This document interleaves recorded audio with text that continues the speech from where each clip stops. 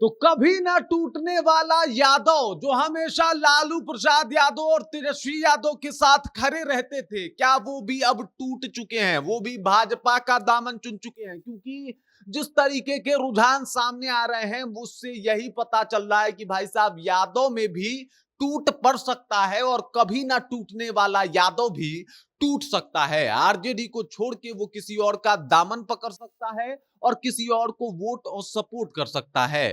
पूरी कहानी आपको बताएंगे कि आखिरकार हम ऐसा क्यों कह रहे हैं, लेकिन उससे पहले मेरा परिचय जान लीजिए। मेरा नाम है रजत और आप जनता जंक्शन देख रहे हैं। आपको बता दूं कि तेजस्वी यादव जब कभी चुनाव लड़ते हैं तो उनको एक तरफ से तो पूरा भरोसा होता है कि बिहार में एक जाति है जो यादव है और वो है 14%। और ये 14% जो जाति है वो हमें जरूर सपोर्ट करेगी, ये हमारे साथ हमेशा रहेगी। और आपने देखा होगा कि ऑलमोस्ट यादव जी लोग जो हैं वो तेजस्वी यादव को ही सपोर्ट करते हैं। लेकिन सवाल ये बड़ा है कि कभी ना टूटने वाला यादव क्या टूट सकता है? तो कई ऐसे मामले देखे गए हैं जहां पे टूट जाता है यादव। और अब दूसरे मामले के ऊपर आपको बताते हैं। दूसरा मामला ये है कि एक बड़ा यादव नेता अब आरजेडी का दामन छोड़ के भाजपा को ज्वाइन कर चुका है। और ज्वाइन भी किसने करवाया है? भाजपा के प्रदेश अध्यक्ष दिलीप जायसवाल ने। सबसे पहले आप इस बात को समझिए कि कभी ना टूटने वाला यादव कब कब टूटा है।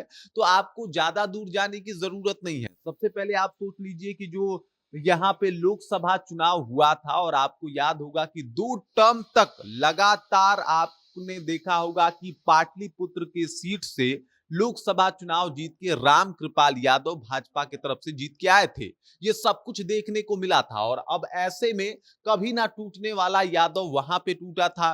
कई ऐसे सीट हैं जहां पे यादव टूट जाते हैं और एक बार फिर से ऐसा प्रतीत हो रहा है कि अब जहानाबाद में यादवों की टूटने की बारी है। क्योंकि समाज सेवी रह चुके अजीत यादव, कई जगहों पे एक्टिव रह चुके ये अजीत यादव और बहुत ही अच्छे तरीके से, मतलब कहा जाता है ना कि आरजेडी की रीढ़ की हड्डी थे जहानाबाद में और बड़ा सपोर्ट भी करते थे, बड़े सपोर्टिव भी थे। कुछ चाहे फंड अरेंज करना हो या फिर किसी भी तरीके से समाज सेवा करके आरजेडी के नाम को आगे बढ़ाना हो, ये तमाम काम करते थे। लेकिन इस बार वो नाराज थे और ये नाराजगी कहीं ना कहीं आरजेडी को भारी पड़ सकती है, आरजेडी को परेशान कर सकता है जहानाबाद में।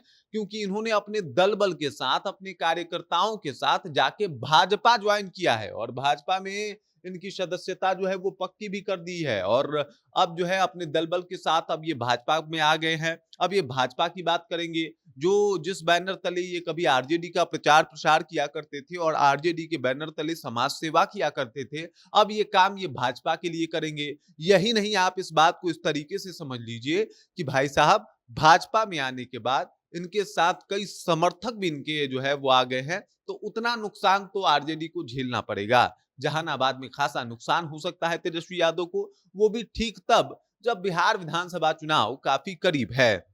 वैसे भी जब से बिहार विधानसभा चुनाव करीब आया है, तब से आपने देखा होगा कि पार्टी छोड़ के इधर उधर जाने वालों की संख्या में खासा इजाफा हुआ है। कई सारे लोग भाजपा छोड़ के आरजेडी में जा रहे हैं, तो कई आरजेडी वाले लोग जो है वो आरजेडी को छोड़ के भाजपा और जेडीयू में जा रहे हैं। ये तमाम चीजें जो है वो धीरे धीरे हो रही है और अभी चुनाव के आखिरी महीने आने बाकी हैं और वैसे में देखना ये काफी अहम होगा कि भाई साहब उस दौरान क्या होता है। लेकिन फिलहाल ये जो कुछ हुआ है और जिस तरीके से अजीत यादव ने एकदम से आरजेडी छोड़ दी और भाजपा को ज्वाइन कर लिया है, इसका ये मतलब सामने आ गया है कि भाई साहब इससे बहुत ज्यादा नुकसान तेजस्वी यादव को जहानाबाद में होने वाला है। क्योंकि जहानाबाद में एक तरीके से कहा जाए तो अजीत यादव का अपना एक फैन बेस है, फैन फॉलोइंग है और उसका फायदा अब तेजस्वी यादव को नहीं बल्कि भाजपा को मिलने वाली है। अब लोग कहेंगे कि ऐसा थोड़े है, यादव तो हमेशा लालू यादव का ही होता है, तो ऐसा बात नहीं है। मैंने पहले ही जिक्र कर दिया था कि रामकृपाल यादव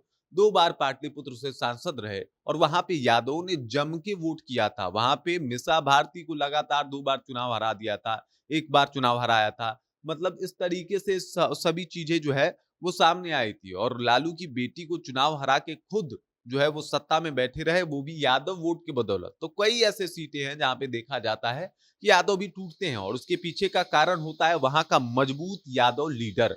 बाकी इस खबर, इस जानकारी को लेकर आप क्या सोचते हैं, आपके जहन में क्या कुछ चल रहा है, कृपया कमेंट कीजिए और अपना विचार हम तक